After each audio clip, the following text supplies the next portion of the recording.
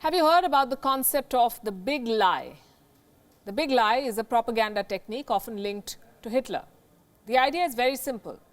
If your lie is big enough, people might actually believe it. And if you repeat a lie often enough, people end up buying it. Do you know who's trying to use the concept now? China. In a bid to control the narrative, China is spreading lies and spending money on messaging. The coronavirus outbreak is the biggest challenge the communist regime has faced.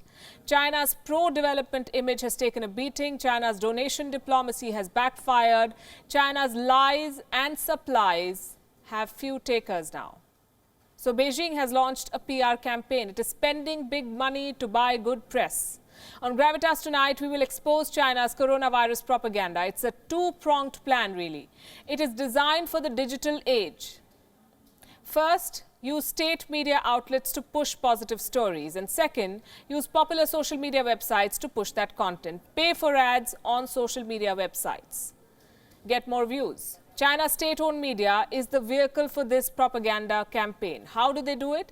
Well, Stanford University has come up with a new study.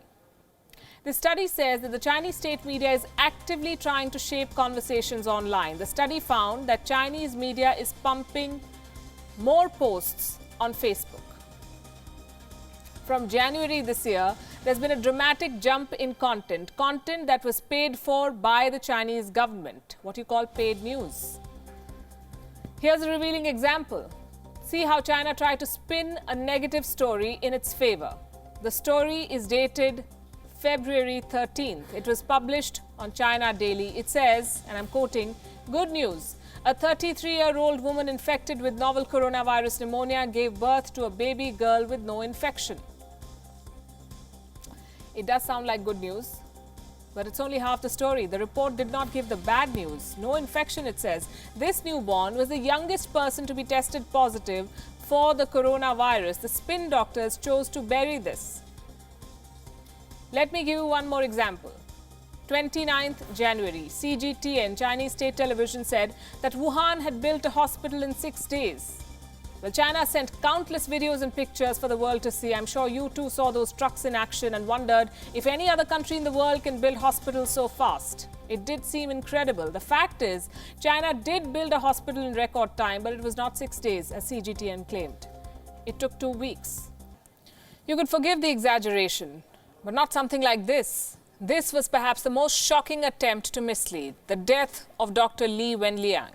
We've run many reports on him on this show. He was the first whistleblower doctor, the man who tried to warn about the coronavirus outbreak. Dr. Li was threatened and reprimanded by the Chinese officials for speaking out. Later, he contracted the coronavirus himself and he died in February.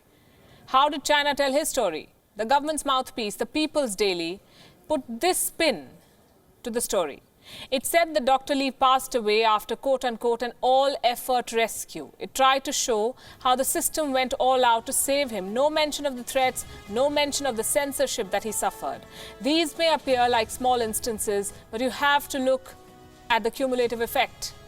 It is small stories that construct the big picture. The picture that China wants to portray is that of a government valiantly saving its people and selflessly helping the world. China is already trying to rewrite the history of the coronavirus. It is making sure that its version prevails. We often say that if it's not on social media, it did not happen.